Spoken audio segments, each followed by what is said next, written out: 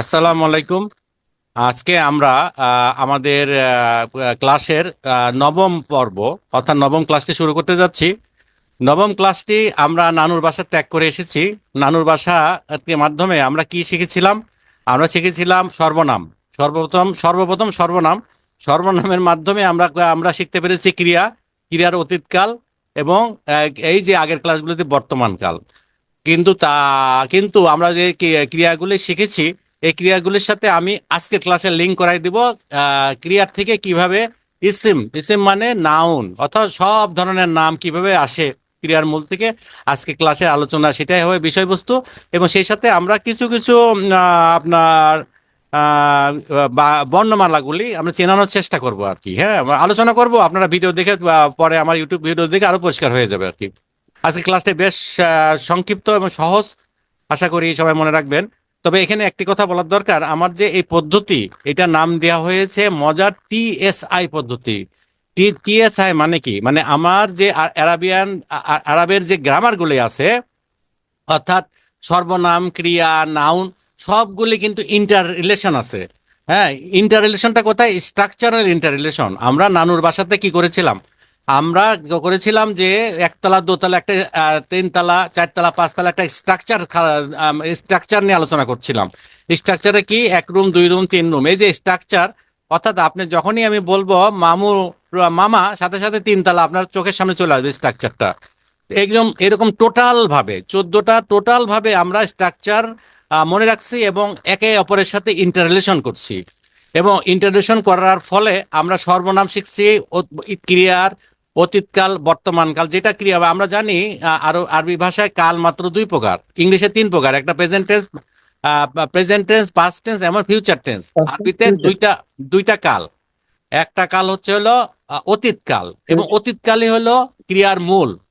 আমরা অবশ্যই মনে রাখবো, যারা আমরা আরবি সহজভাবে শিখতেছি এবং যে কোনো আপনি যে কোনো ইকে বলেন না কেন, যে কোনো যারা গ্রামার শিখছে তারাও বলবে যে আরবিতে কাল মাত্র দুইটা, একটা হলো অতীতকাল আর বর্তমান আর ভবিষ্যৎকে একসাথে বলা হচ্ছে মোদারি।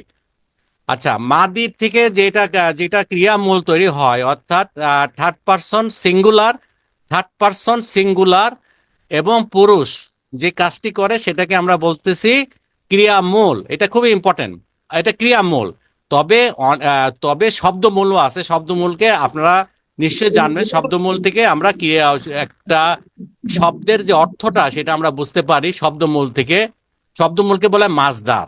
মাসদারটা একটা বিশাল মানে অনেক বা বড় একটা বিষয়। আমরা মাসদারে যাচ্ছি না, আমরা আমাদের ক্লাসে আমরা শব্দমূল থেকে আসতেছি। শব্দমূল থেকে, শব্দমূল না, এটা ক্রিয়ামূল থেকে। ক্রিয়ামূল, শব্দমূল বলছে মাসদার। মাসদার নিয়ে আমরা এই ক্লাসে আলোচনা করছি না, আমরা আলোচনা করব ক্রিয়ামূল থেকে। ক্রিয়ামূলটা কি?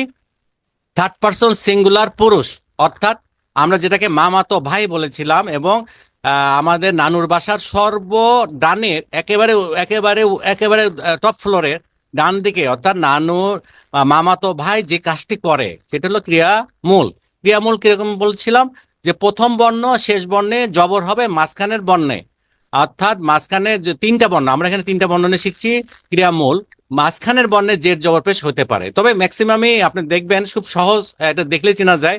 কাতাবা, খালাকা, জালাসা। জালাসা মানে সে বসেছিল। সামিয়া, এই যে সামিয়া একটা জের আছে, অর্থাৎ সে বসেছিল। এখানে কিন্তু সব কিন্তু ক্রিয়ামূল কিন্তু পাস্ট টেন্স হবে, মানে অতীতকালের থেকে শুরু হয়েছে। আরবি ভাষা সত্যি একটু অন্যরকম, আপনাদের এই জন্যেই মনে রাখা সহজও, অন্যরকম বলেই মনে রাখা সহজ। আমরা একটু চর্চা করলে বুঝতে পারবো। এখন আমার ক্রিয়া কিভাবে আসে, আমি প্রথমে বলি যে ক্রিয়া বলতে বোঝায় যে ইসমুন। আপনার মনে রাখবেন ইসম। আমরা মা ইসমুকা বলে না, তোমার নাম কি? আরবি ভাষায় ইসমুন মানে হচ্ছে হলো ক্রিয়া, মানে সরি, ইসমুন মানে হচ্ছে বিশেষ নাউন। নাউন। এখন নাউনটা কি? নাউন হলো যে শব্দ দ্বারা কোনো কিছু নাম বোঝায় তাহাই বিশেষ্য বলে। আচ্ছা, আমরা যত ধরনের জিনিস আছে সবকিছুকে আমরা নাউন বলতে পারি, নাম বোঝাচ্ছে। আমি একটা সংক্ষিপ্তভাবে আমি এভাবে বলতে পারি, নাউন সেগুলাই যেগুলি কোনো ক্রিয়া নয়। তাহলে ক্রিয়া কোনগুলি নয়? ক্রিয়া আমরা একটু কিছুদিন এই যে আগের পর্বে আমরা শিখেছিলাম যে অতীতকাল আর বর্তমান, এটা তো দেখলে বোঝা যায় ওয়া আছে, ইয়া আছে, ইয়া দিয়ে শুরু হয়, তা দিয়ে শুরু হয়, এইগুলা যেগুলো না। এবং কিছু কিছু অব্যয় আছে, যেমন মিন, আয়না, এই অব্যয়গুলি বাদে, এই অব্যয়গুলো এবং ক্রিয়া বাদে যা দুনিয়ার আছে এভরিথিং নাউন। হ্যাঁ, আপনার সবকিছুই হবে আপনার আহ, আপনার সবকিছুই আপনার নাউন হবে। হ্যাঁ, তো এখন আপনি আমরা এখন আমরা দেখি যে আমাদের যে মজার টিএসআই পদ্ধতি হচ্ছে হলো total structural interrelation. Total structural relation কিভাবে হলো? আমরা সর্বনাম স্ট্রাকচার থেকে আমরা আসলাম ক্রিয়া, ক্রিয়ার থেকে আসবো এখন নাউন। নাউনে আসার পরে আমাদের আর নানুর ভাষার দরকার নেই, কারণ নানু ভাষা কেন দরকার নেই আগের ক্লাসে বলেছি যে আমাদের নাউনের কোনো অতীতকাল বর্তমানকাল নেই। ঢাকার অতীতকাল কি, নাম কি হবে? একই তো থাকবে। আমার নাম কি হবে? এটা এটা তো অতীতকাল বর্তমান লাগে না, এই জন্য নানুর ভাষা আমাদের প্রয়োজন নেই আর। এখন আমরা দেখি এখন দেখি আমরা জাকারা। আমরা জানি সে স্মরণ করেছিল, জাকারা দিয়ে শুরু করি, নাসারা দিয়েও শুরু করব আমরা, আমরা বুঝতে পারবো নাসারা কি। একটা উদাহরণ দেখি, জাকারা। জাকারার মধ্যে প্রথম যে বর্ণটা আছে দাল জাল, যেটা যা কা রা, জালের উপরে যদি একটা আলিফ দেওয়া হয়, জালের সাথে যদি একটা আলিফ দিয়ে টান দেওয়া হয়, যা কা যা কে রুন হয়ে গেল। জালের উপরই মাঝখানের বর্ণে জেড দিয়ে তারপরে শেষ বর্ণে রুন দিতে হবে, যা কে রুন। যা কে রুন আমরা সাধারণত জানি জাকের। জাকের মানে যিনি স্মরণ করেন, অর্থাৎ যিনি কাজটি করেন, অর্থাৎ কর্তা, মানে কাজের যে কর্তা তাকে আমরা বলি যা কে রুন। তাহলে কা তা বা কি হবে? তারপরে হচ্ছে হলো কাতেবুন। আমরা মানে কাতেব, কাতেব মানে লেখক, কাতাবা মানে সে লিখেছিল, আর কাতেবুন মানে হচ্ছে লেখক। দেখেন, তাহলে এটা কিন্তু একটা প্যাটার্ন ফলো করতেছে। আমরা জানি যে লেখার থেকে হয় লেখক, হ্যাঁ, তারপরে হলো শিক্ষকের সেই রকম ভাবে জাকারাত থেকে, জাকারা হলো মূল শব্দ, মূল ক্রিয়া, এখান থেকে কর্তা চলে আসতেছে কাতেবুন। প্রথমে হচ্ছে কাতাবা, কাতেবুন। এখন হলো কি, কাতা তো হলো, এখন লেখক তো হলো, কিন্তু একটা যদি কর্ম হয় লেখা কি হবে? লেখাটা খুব সহজ, কাতবুন। কাতবুন মানে লেখা। জিক্রুন, জিক্রুন মানে হচ্ছে হলো স্মরণ করা। আল্লাহর জিকির বলে না, আমরা জিকির করো মানে আল্লাহকে স্মরণ করো, এই স্মরণটা হচ্ছে হলো একটা নাউন। অবশ্যই এটাও নাউন, যিনি করেন সেটাও নাউন, মানে লেখক সেটাও নাউন, এটাও লেখক। তবে এটা কর্মবাচ্য নাউন, লেখা তো কোনো কাজ করতে পারে না, তাই না? কিন্তু তার মানে এটা হচ্ছে কর্মবাচ্য, একটা হচ্ছে বিশেষ্য কর্তা আর বিশেষ্য কর্ম। এই সবগুলি কিন্তু আপনার মূল ক্রিয়ার থেকে আসছে। মূল ক্রিয়া কি? ওই যে প্রথম জবর, মানে তিন বর্ণের প্রথম বর্ণ আর শেষ বর্ণের জবর আছে। তাহলে জাকারাত থেকে পাইলাম যা কেরুন, তারপরে স্মরণটা হচ্ছে জিক্রুন। আচ্ছা বলেন দেখি, সাবারা মানে হচ্ছে হলো যে ধৈর্য, সে ধৈর্য ধরেছিল। অনেক সময় বলে সে ধৈর্য ধরাকে সাবারা হচ্ছে, সাবারা মানে সে ধৈর্য ধরেছিল। তাহলে যিনি ধৈর্য ধরেন কি হবে? সহজ, সাবেরুন। সাবার করে যে সাবেরুন। তারপরে হচ্ছে ধৈর্যটা কি হবে? ধৈর্য একটা নাউন যদি হয় তাহলে সাবরুন। আচ্ছা এখানে দেখেন, মাসদার যেটা শব্দমূল যেটা বলা হয়, আপনারা এটা মাসদারটা আরো ব্যাপক আছে, অনেক শব্দের মাসদার আপনি তো শোনার পরে বুঝতে পারবেন। মাসদার থেকে আসলে শব্দগুলা সবাই চিন্তা করে আর কি। মাসদারটা আমি একটু বলে রাখতে জানেন, মাসদারটা বলে আজিক্রু, আজিক্রু, আসাবরু, এগুলো সব মাসদার। আমরা মাসদারটা আপাতত রাখি, আমরা খালি খেয়াল করি যেহেতু আমাদের সংক্ষিপ্ত কোর্স, আমরা খালি খেয়াল করি যা টেকনিকটা জেনে রাখি। প্রথম বর্ণের উপরে আমরা একটা আলিফ দেব, আর আর সে মাঝখানে বর্ণের জের দেব, আর শেষ বর্ণে রুন দেব, মানে দুই পেশ দিয়ে দেব। তাহলে হলো কি, যা কে রুন, সাবেরুন, আবেদুন। আবেদ বলে না, আমরা আল্লাহ আবেদুন, এটা টান দিতে হবে, এটা আলিফের টান দিতে হবে, আবেদুন। আবেদুন মানে হচ্ছে যিনি ইবাদত করেন। হ্যাঁ, আর তারপরে হচ্ছে হলো আব্দুন। আব্দু আব্দুন মানে এবাদত। এইটা হলো আমি চারটা দেখালাম, এর মধ্যে হাজার হাজার শব্দ থাকে, সবই কিন্তু আপনারা এইভাবে আপনারা মনে রাখতে পারবেন ইনশাল্লাহ।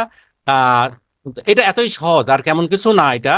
তাহলে আমরা দেখি যে এটা হলো অ্যাক্টিভ ফর্মে থাকে, কিন্তু কিছু কিছু জিনিস আছে আপনার কর্মবাচ্য হয়। যেমন হলো কাতাবা, মাকতুবুন। মাকতুবুন হচ্ছে হলো যে লিখিত হয়েছে, যেটা লিখিত হয়ে গেছে। তারপর যেখানে সেজদা দেওয়া হয়, মাসজিদুন। মসজিদ বলি না, মসজিদ থেকে আসছে মসজিদুন।